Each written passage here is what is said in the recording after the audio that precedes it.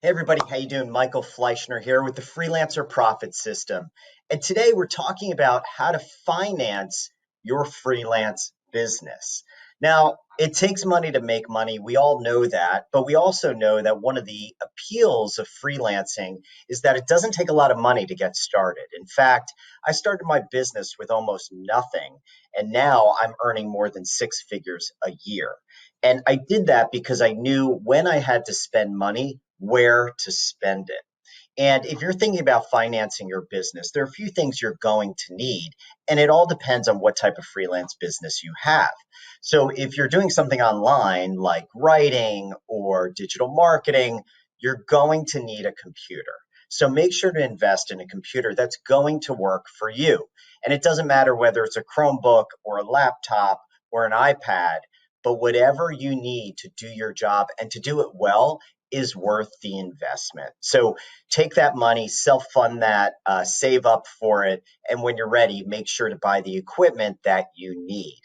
All right. Now, also think about as you start to build your business, if there's other equipment you will need to do the job, whatever it requires, start saving for that and start planning for that.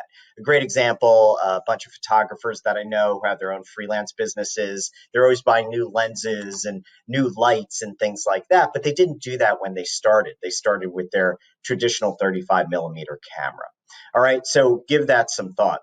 The other thing you're going to want to think about when financing your freelance business is the possibility of using other people's money. Now, the money that I spent early on was really in building my brand, and that was with a website. And although I did a lot of the work myself, I still needed to hire a developer to help with certain things. It might be subscribing to an email marketing platform like MailChimp or Constant Contact. You really need to think through on a day-to-day basis, how will you be getting new clients and how will you be interacting with existing clients? And that's extremely important because you don't want to compromise there. So you have to plan that out. You have to do the research. You have to see how much those tools will cost. And keep in mind that you don't have to pay for everything up front. A lot of these services, especially the online services, you can pay on a month to month basis. Now, some people look at that and say, well, it costs more to pay per month. Shouldn't I just buy it for the year and get the discount? And my answer is always no, because you don't know where you're going to be a week from now, let alone a month or a year from now. If your business is up and running and you've been going monthly and you know that this is a core solution for what you're working on, maybe it's a client management type application like Basecamp or Trello or something like that, and you want to invest, that's one thing because it's just so integral to your business and it's well established after 3 months, 6 months, or 9 months that if you want to buy for the year, you can and take advantage of a discount. But I certainly recommend going month to month. And the last piece is really advertising. How are you going to get your name out there? You know, is it going to be logo wear like I'm wearing? Is it going to be business cards? Is it going to be online advertising? And if it is, you have to decide what you can afford. And that might be, I don't know, $10 a week. It could be $100 a week. It could be $1,000 a month.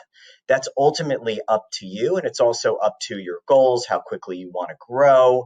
And as you get into that, you can certainly self fund it. You can use a credit card, which I don't really recommend unless you plan to pay it off in the month that you charge it. You can get a personal loan. I would recommend using a credit union versus a traditional bank, or you can ask friends and family to chip in a little money. But all of those things are dependent on what your goals and aspirations are for the business, how much time you're going to give yourself, and really the pace at which you want to grow. I know plenty of freelancers who are happy just taking on, one or two new clients every month. And if you think about that, a new client every month, if you can maintain your existing client base, is 12 clients a year. And some of that is done with very little advertising. So again, give all those things some thought and realize that financing your freelance business isn't that difficult when you break it down.